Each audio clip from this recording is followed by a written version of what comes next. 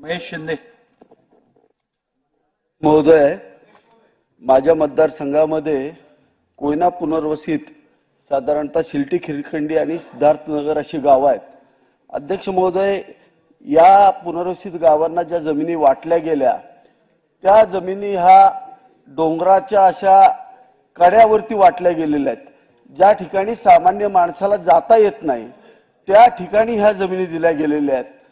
माझी मंत्री महोदयांना असा प्रश्न आहे की आपण अशा ज्या चुकीच्या जमिनी वाटल्या गेलेल्या आहेत त्या जमिनीचं तुम्ही पुन्हा एकदा त्याचं परीक्षण करणार का आणि पुन्हा त्या जमिनी त्यांना कसण्यासारख्या जमिनी देऊ शकता का?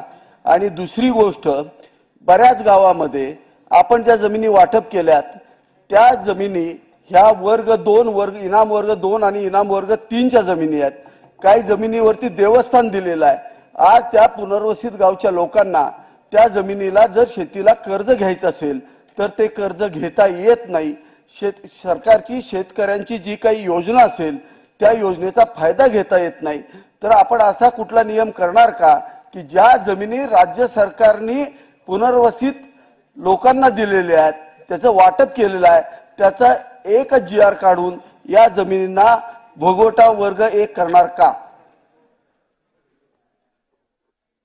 अध्यक्ष महोदय, सन्माननीय सदस्यांनी या बाबतीमध्ये जे आता विचारलं त्याच्यामध्ये PAPला म्हणजे प्रकल्पग्रस्तांना जे काही जमीन वाटप होते ती शासनाने जी अधिकृत केलेली असते ती जमीन वाटली जाते. ती ज्या ठिकाणी उपलब्ध असेल त्याच ठिकाणी ती वाटावी लागते.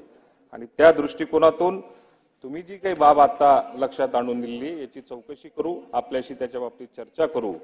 आणि समजा जर का वर्ग 2 आणि वर्ग 3 ची जमीन ज्याच्यावर कर्ज घेता येत नसेल अशा जमिनींचं वाटप जर का त्याच्यामध्ये असेल तर त्या बाबतीमध्ये आपण योग्य तो निर्णय घेऊ. पृथ्वीराज चव्हाण.